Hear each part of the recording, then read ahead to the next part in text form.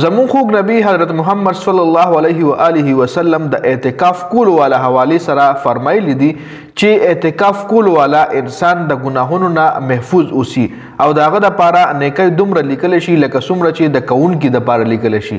اوس د دې خبرې څه مطلب چې داغه لپاره دومره نیکي لیکل شي لکه څنګه چې کون کې د پاره لیکل شي. نو دې مطلب دا دی چې اوس یو انسان دغه په اعتکاف باندې کې ناستو نو هغه دنیا نه د اعتکاف نه د جمعات نه بهر چې کم کارونه دي لکه د اعتکاف کې خپل عبادتونه کوي خو جمعات نه بهر چې کم د یو مریض تپوس دی کوم ګوره مطلب یو قسم له عبادت ته ثواب دی پکې بل جنازه کول دا غیم ثواب دی. نو کچري د مریض تپوس په دغه دوران کې نوي کړي یا یو فوتګیو شو دغه جنازه ونه کا نو دغه ثواب بدل ملاویږي یا لړي لکه د تلونه بغیرم لکه دلته لیکلي دي داغه د پاره دومره نیکي لیکل شي لکه څومره چې د کون کې د پاره لیکل شي. اوس لکه یو کس په اعتکاف ناست هغه جنازه ونه کا او بل کس بهر د هغه جنازه وکا نو چې څومره مطلب نیکي هغه جنازي کولو ولا ته ملو شو دومره اعتکاف کې دنه چې جمعات کې کم ناست غلم ما عمره ثوابونه ملو شو. د اعتکاف دوا خاصه فائدې په دې حدیث کې ارشاد شوی دي.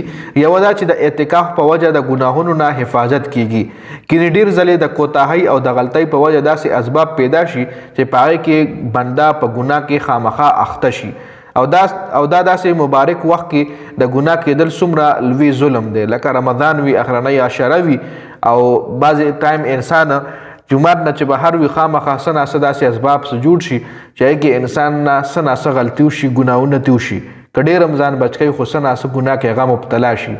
لکه اعتکاف کې ناسته د ګناهونو نه د بچ کېدو هم یوه ډېره غټه ذریعه ده.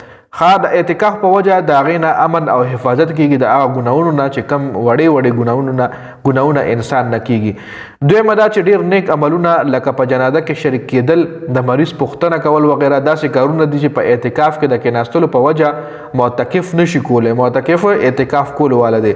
دې لپاره د اعتکاف په وجه په کوم چې د اعتکاف په وجه چې د کومو عبادتونو نه پاتې شو د هغې ثواب به ورته بغیر د کولو ورکولی شي.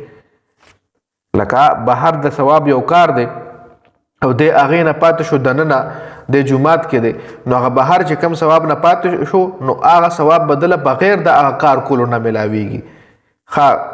الله اکبر لکه وګورئ څومره د الله جل شانه رحمت او سخاوت دی چې یو عبادت بنده کوي او د لسو عبادتونو ثواب ورته ورکیږي. په حقیقت کې د الله پاک رحمت بهانې لټوي او په لږ شان توجه او غوښتنه په شیبو راوریږي.